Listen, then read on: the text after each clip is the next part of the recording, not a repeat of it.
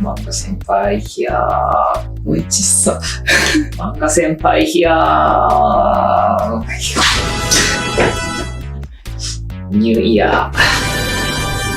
よろしくお願いいたします。今日の質問は何ですか？どうすれば表情豊かな絵を描けるのか知りたいです。自分で描くと感情がないのっぺりした絵になってしまいます。という質問が来ております。よし、ベリーサンキュー。それじゃあ今回のやつはもう1分で答えていこう。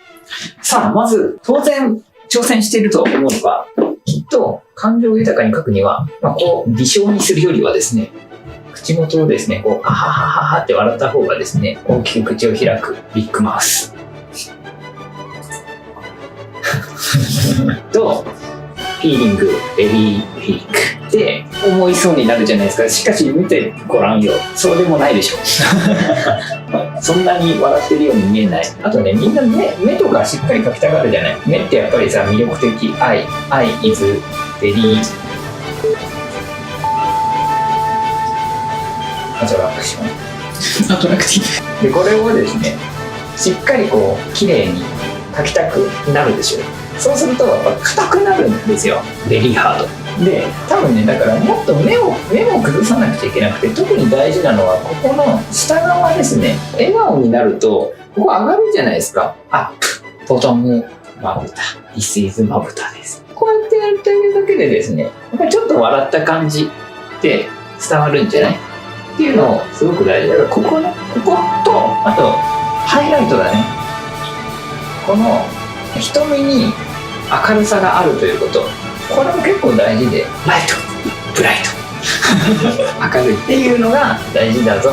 眉毛とかもうまさにそうなんだけど、やっぱりここだよね。下側が意外と影響するので、それを下まぶたに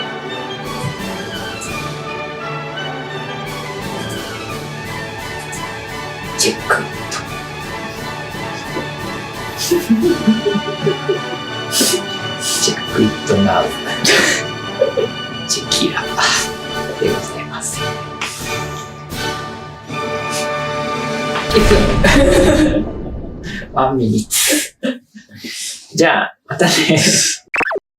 もうちょっとなんかあるでしょ。終わりですよ。あとこういうやつとか、笑いに限ってるじゃないですか。あ、サッドネスを言えと。サッドネスどうかな。サッドネスも同じだよね。なんか目の開き方って大事だよね。人間って目そんなにバッチリ開かないから、ハーフアイ大事。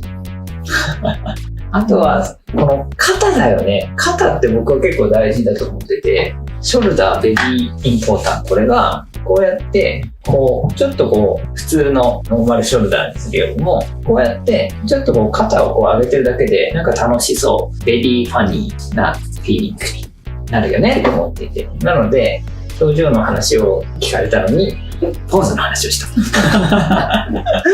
ベリーファンという感じでござろうか。